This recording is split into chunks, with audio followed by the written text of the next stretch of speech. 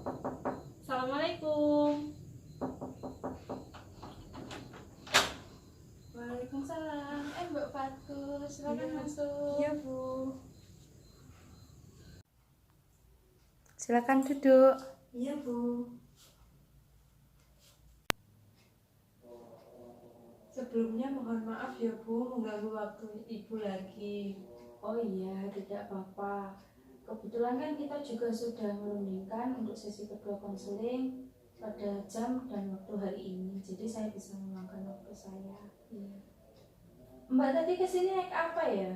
Kebetulan saya kesini tadi naik motor, Bu. Oh, naik motor. Apa nggak hujan, Mbak, di luar? Alhamdulillah tadi belum hujan, cuma mendung sedikit aja, Bu. Oh, soalnya sini juga barusan gerimis tadi. Oh. Gimana kabar Mbak hari ini? Alhamdulillah kurang baik, Bu. Mungkin dengan kedatangan Mbak kesini, Mbak ingin menceritakan lebih tentang masalah Mbak yang kemarin. Iya, Bu. Terus terang saya kesini mau menceritakan kepada Ibu. Jadi sebenarnya itu saya semakin merasa tertekan oleh ayah saya, karena saya itu sering dibanding-bandingkan dengan kakak saya.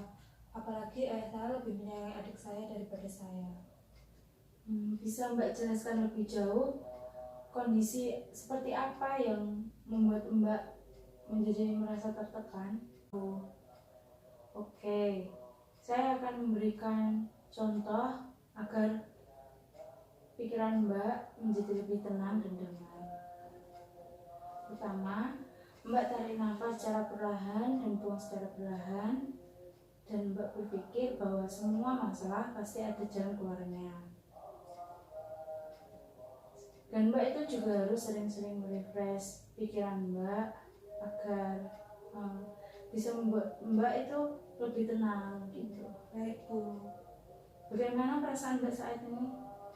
Sudah merasa lebih baik, Bu. Lalu apa yang bisa membuat Mbak mengalami keadaan tersebut? Saya yakin pasti Mbak memiliki alasannya.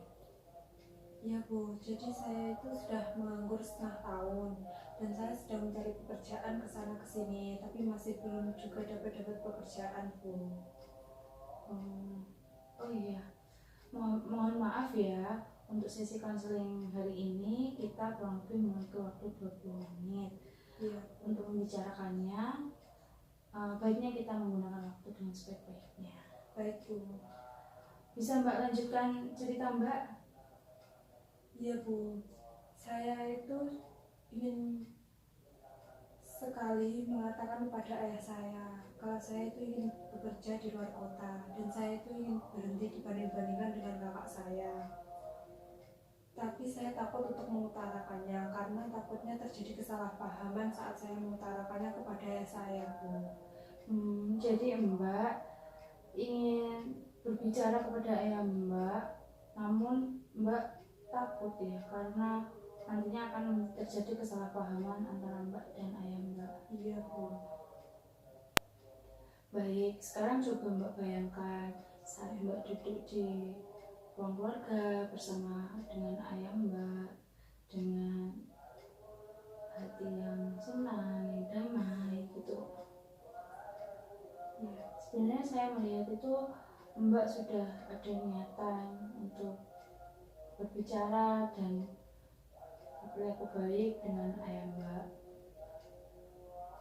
Namun apa yang ingin Mbak bicarakan ketika kondisi tersebut tidak memungkinkan?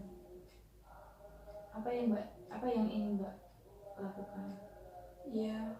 Jadi saya itu ingin memberikan pengertian kepada ayah saya. Saya ingin beliau berhenti membandingkan saya dengan kakak saya, dan saya ingin mengatakan kalau saya itu ingin bekerja di luar kota. Nah, tepat sekali. Berarti akankah Mbak mengurungkan niat Mbak untuk berbicara kepada ayah Mbak? Tidak, Bu. Saya memahami kondisi yang Mbak alami sekarang. Mbak bisa merubah pola pikir Mbak menjadi lebih positif pada ayah Mbak ya. Karena dibalik apa yang dilakukan ayah Mbak, pasti ayah Mbak itu sayang dan peduli pada Mbak. Baik Bu, saya akan mencoba dan berusaha agar saya bisa berpikiran positif. Coba sekarang bagaimana cara Mbak mengatasi masalah tersebut? Jadi sebenarnya sebelumnya itu saya sudah pernah mencoba untuk memancing ayah saya agar bisa mencairkan suasana. Saya biasanya memancing suasana agar menjadi lebih mencair itu ketika saya berusaha memancing beliau untuk bercerita ketika saat masa remajanya, karena ayah saya itu sering sekali menceritakan masa remajanya dan dia senang sekali saat menceritakannya kepada saya dan kakak saya. Sudah bagus, bagus sekali malah.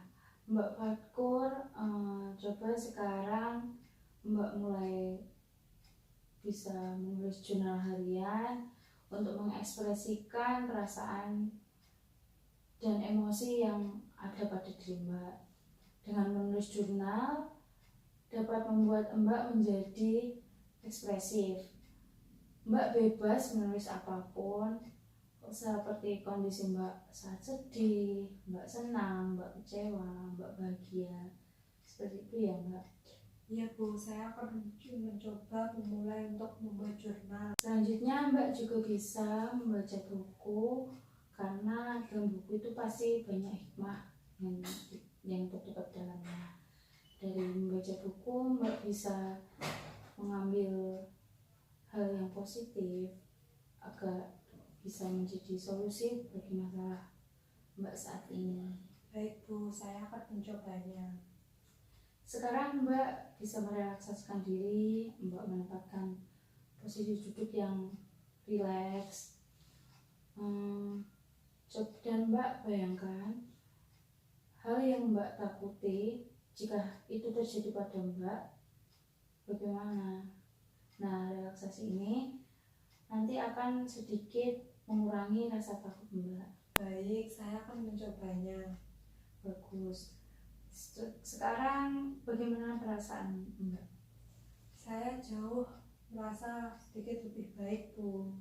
Karena Mbak sudah beranggapan jika Mbak sudah merasa lebih baik, sekarang Mbak harus fokus dengan apa yang Mbak tuju ya.